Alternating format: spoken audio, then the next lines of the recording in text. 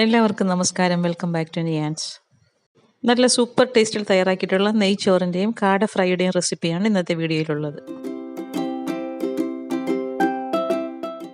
നെയ്ച്ചോറ് തയ്യാറാക്കുന്നതിന് വേണ്ടി ഞാൻ കൈമ അരിയാണ് എടുത്തിരിക്കുന്നത്. 1/4 കപ്പ് അരിയുടെ അളവിനാണ് ഞാനിത് പറയുന്നത്. അപ്പോൾ 1/4 കപ്പ് അരി പാത്രത്തിലേക്ക് ഇട്ട് കൊടുത്ത് നന്നായിട്ട് 2-3 തവണയൊന്ന് കഴുകിയെടുക്കാം. കഴുകിയെടുത്ത അരി വെള്ളം വാർന്ന് കിട്ടാൻ വേണ്ടി മാറ്റി വയ്ക്കാം. ഇനി ഞാൻ അരി വേകാൻ വേണ്ടി ചേർത്ത് കൊടുക്കുന്നത് തേങ്ങാപ്പാലാണ്. 1/4 കപ്പ് അരിക്ക് 2.5 കപ്പ് തേങ്ങാപ്പാലാണ് എടുത്തിരിക്കുന്നത്. ഇത് 1/2 മുറി തേങ്ങയുടെ പാലാണ്. ഒരുപാട് കട്ടിപ്പാലല്ല, കുറച്ച് വെള്ളം ചേർത്ത് തന്നെ അടിച്ചെടുത്തിരിക്കുന്നതാണ്. അത് നമുക്ക് അളന്ന് ഒരു കപ്പിലേക്ക് മാറ്റി കൊടുക്കാം. അരി വേവിച്ചെടുക്കാൻ വെള്ളത്തിന് പകരം തേങ്ങാപ്പാൽ ചേർത്ത് കൊടുക്കുന്നത് കൊണ്ട് തന്നെ റൈസിന് നല്ല ടേസ്റ്റാണ്.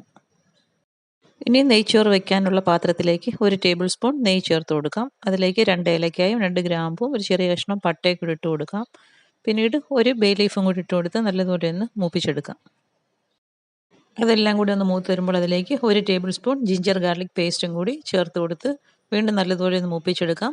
പിന്നീട് അതിലേക്ക് ഒരു വലിയ സവാള സ്ലൈസ് ചെയ്തതും കൂടി ഇട്ട് കൊടുക്കാം. സവാള ഇട്ട് കൊടുത്ത് നന്നായിട്ട് ഇതിനെ ഒന്ന് വഴറ്റിയെടുക്കാം. സവാള നന്നായി വാടി വരുമ്പോൾ അതിലേക്ക് പകുതി ക്യാരറ്റ് ഇതേപോലെ ചെറുതായിട്ട് അരിഞ്ഞതും കൂടി ചേർത്ത് കൊടുക്കാം. ക്യാരറ്റ് ഇട്ട് കൊടുത്ത് നന്നായിട്ട് ഇതിനെ ഒന്ന് വഴറ്റിയെടുക്കാം. ഇട്ട് കൊടുത്ത ക്യാരറ്റൊക്കെ നന്നായിട്ടൊന്ന് വഴണ്ട് വരുന്ന സമയത്ത് അതിലേക്ക് നമ്മൾ നേരത്തെ കഴുകി ഊറ്റി വെച്ചിരിക്കുന്ന അരി ചേർത്ത് കൊടുക്കാം. അരി ചേർത്ത് കൊടുത്ത് ഫ്ലെയിം മീഡിയത്തിലാക്കിയതിന് ശേഷം ഒരു 2 മിനിറ്റോളം ഇതിനെ നന്നായി ഒന്ന് വഴറ്റിയെടുക്കാം. ചോറ് വെന്ത് വരുമ്പോൾ കുഴഞ്ഞു പോകാതിരിക്കാനാണ് അരി ഇങ്ങനെ നെയ്യിലിട്ട് നന്നായിട്ടൊന്ന് വഴറ്റിയെടുക്കുന്നത്. 2 മിനിറ്റോളം അരി ഇങ്ങനെ വഴറ്റിയതിന് ശേഷം എടുത്തു വെച്ചിരിക്കുന്ന തേങ്ങാപ്പാൽ ഇതിലേക്ക് ചേർത്ത് കൊടുത്ത് നന്നായിട്ട് ഇതിനെ ഒന്ന് ഇളക്കിയെടുക്കാം. ഇനി റൈസിന് ആവശ്യമായ ഉപ്പും കൂടി ചേർത്ത് കൊടുത്ത് വീണ്ടും നല്ലതുപോലെ ഒന്ന് മിക്സ് ചെയ്ത് കൊടുക്കാം. ഇനി ഇതിനെ ഹൈ ഫ്ലെയിമിൽ തന്നെ മൂടി വെച്ച് പകുതി വേകാകുന്നത് വരെ വെയിറ്റ് ചെയ്യാം.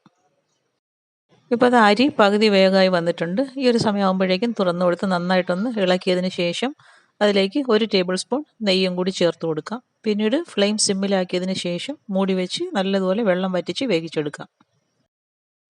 ഇപ്പോൾ ഇത് റൈസ് നന്നായി വെന്ത് പാകമായി വന്നിട്ടുണ്ട്. വെള്ളമൊക്കെ നല്ലതുപോലെ വറ്റിയിട്ടുണ്ട്. നല്ലതുപോലെ ഈ രീതിയിലൊന്ന് ഇളക്കി കൊടുക്കാം. നന്നായിട്ട് ഇതേപോലെ ഇളക്കിയതിന് ശേഷം ലാസ്റ്റിൽ നമുക്ക് ഇതേപോലെ സ്പാച്ചില ഉപയോഗിച്ച് തന്നെ റൈസ് നന്നായി ഒന്ന് ലെവൽ ചെയ്ത് കൊടുക്കാം. പിന്നീട് അതിൻ്റെ മുകളിലേക്ക് 1 ടേബിൾ സ്പൂൺ നെയ്യും കൂടി ചേർത്ത് കൊടുക്കാം. ഇനി ഫ്ലെയിം ഓഫ് ചെയ്ത് മൂടി കൊടുക്കാം. ഇനി ഒരു പാനിലേക്ക് 1 ടേബിൾ സ്പൂൺ നെയ്യും കുറച്ച് വെളിച്ചെണ്ണയും കൂടി ഒഴിച്ചു കൊടുക്കാം. നന്നായി അതൊന്ന് മൂത്ത് വരുമ്പോൾ അതിലേക്ക് ഒരു സവാള സ്ലൈസ് ചെയ്ത് ഇട്ട് കൊടുത്ത് നന്നായിട്ടൊന്ന് മൂപ്പിച്ച് വറുത്ത് കോരിയെടുക്കാം. ഇത് റൈസിൻ്റെ പുറത്തേക്ക് ഇട്ട് കൊടുക്കാനുള്ളതാണ്. അപ്പോൾ സവാള നന്നായൊരു ഗോൾഡൻ ബ്രൗൺ കളറാകുമ്പോഴേക്കും എണ്ണയിൽ നിന്നും കോരി മാറ്റാം. സവാള എണ്ണയിൽ നിന്നും കോരി മാറ്റിയതിന് ശേഷം അതേ എണ്ണയിൽ തന്നെ നമുക്ക് കുറച്ച് കാഷ്യൂനട്ടും കിസ്മിസും കൂടി ഇട്ട് കൊടുത്ത് നല്ലതുപോലെ മൂപ്പിച്ചെടുക്കാം. അത് മൂത്ത് വരുമ്പോൾ നമുക്ക് അടുപ്പിൽ നിന്നും പാത്രത്തോടെ തന്നെ അങ്ങ് മാറ്റിയെടുക്കാം. അത് അതേപോലെ തന്നെ റൈസിലേക്ക് ഒഴിച്ചു കൊടുക്കാനുള്ളതാണ്. അപ്പോൾ ഇട്ട് കൊടുത്ത നെയ്യൊക്കെ നന്നായി മെൽറ്റായി റൈസിലേക്ക് ചേർന്നിട്ടുണ്ട്. ഇനി വറുത്ത് വെച്ചിരിക്കുന്ന സവാളയും കാഷ്യൂനട്ടും കിസ്മിസും ഉള്ളത് ആ നെയ്യോടുകൂടി തന്നെ അതിലേക്ക് ഒഴിച്ചു കൊടുക്കാം. പിന്നീട് കുറച്ച് മല്ലിയില ചെറുതായി കട്ട് ചെയ്തതും കൂടി ഇതിന് മുകളിലേക്ക് ഇട്ട് കൊടുക്കാം. ഇനി മൂടി വെച്ച് വിളമ്പുന്ന സമയമാകുമ്പോഴേക്കും തുറന്നെടുക്കാം. ഇത് 3 കാടക്കോഴിയാണ്. അപ്പം നല്ലതുപോലെ തൊലി കളഞ്ഞ് വൃത്തിയാക്കി ഉൾഭാഗമൊക്കെ നന്നായിട്ട് ക്ലീൻ ചെയ്തെടുത്താണ്. ഇനി നമുക്കിതിനെ ഒന്ന് ആ ഫ്ലഷുള്ള ഭാഗമൊക്കെ ഒന്ന് വരഞ്ഞു കൊടുക്കാം. കാട ഇറച്ചിയിൽ ഫ്ലഷ് കുറവായതുകൊണ്ട് തന്നെ ഇത് എണ്ണയിലേക്കിട്ട് നന്നായിട്ട് ഡീപ്പ് ഫ്രൈ ചെയ്ത് നല്ലതുപോലെ മുരിച്ചാണ് എടുക്കേണ്ടത്.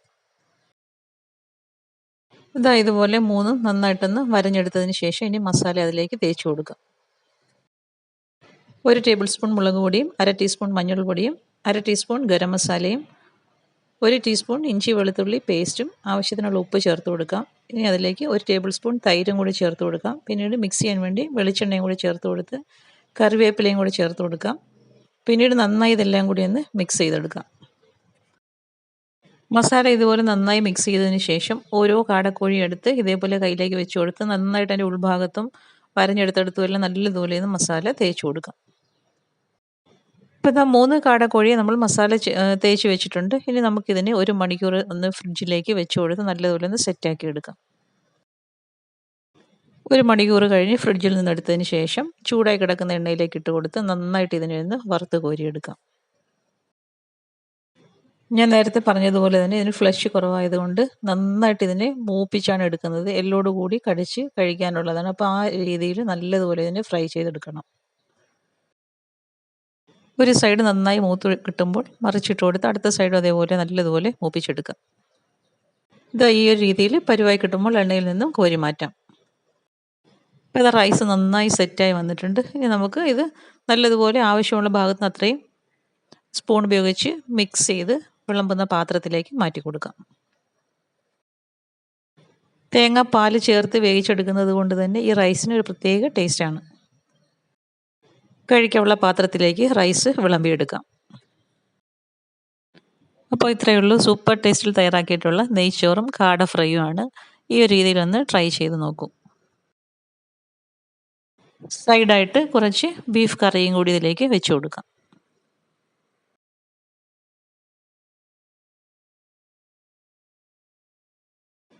വീഡിയോ ഇഷ്ടമായാൽ ലൈക്ക് ചെയ്ത് സബ്സ്ക്രൈബ് ചെയ്ത് സപ്പോർട്ട് ചെയ്തേക്കൂ.